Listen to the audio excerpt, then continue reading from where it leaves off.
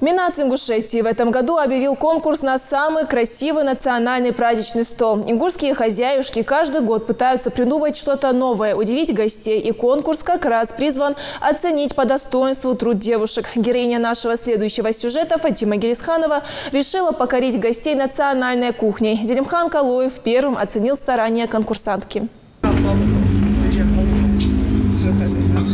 В праздник Мархаш всех гостей, как и принято, встречает с широкой улыбкой. Но волнение и смущение неизбежно, как и в этом случае. С самого утра и до позднего вечера в каждом доме суета. Девушки пускают в ход все свои кулинарные способности. А для того, чтобы результат уж точно не остался незамеченным, Минац Ингушетии специально организовал конкурс на лучший стол в национальном стиле. Фатима Гелисханова решила посоревноваться с потенциальными конкурентками. Готовилась девушка основательно. Готовилась я усердно, потому что Мархаш – ответственный момент. И бехки захлыш, бехки нахбо, хэши дукул. Но мы приготовили джапильгаш, сискал, удар, национальное блюдо.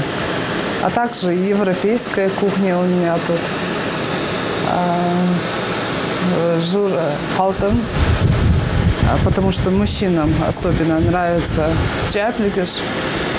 И в этот день решила их побаловать. Стол ломится от различных угощений, чего тут только нет. Сискал, чапельгаш, кодар и любимые многими дул халтам моментально смели со стола и традиционные ингушские зокаш, или иначе хворост.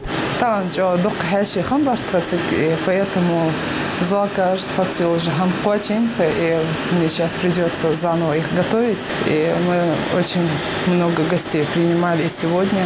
Но готовить придется не только хворост. Впрочем, Фатиму не страшит мысль о том, что кому-то не достанутся ее фирменные блюда. Создать золотой провиальный запас ей помогает племянница Луиза. Она, кстати, усилила эффект от национального стола своим нарядом. Несмотря на многообразие праздничных блюд, которыми спешит из года в год побаловать гостей любая хозяйка, самыми популярными у ингушских мужчин были и остаются явства наших предков. В основном кодар хосхет, чапик хосхет национально, халтумху.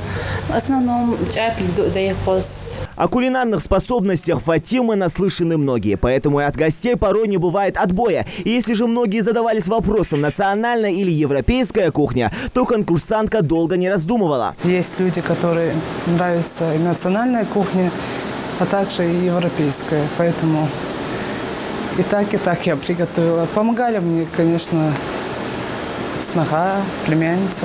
До завершения праздника Мархаш остается совсем немного времени, поэтому желающим принять участие в конкурсе нужно успеть привести свой стол в порядок. А главное условие – добавить туда национального колорита, и, возможно, тогда удача может улыбнуться именно вам. Зелимхан Калоев, Хамзан Тхалхоев, Сурхо Кусиев, Новости 24.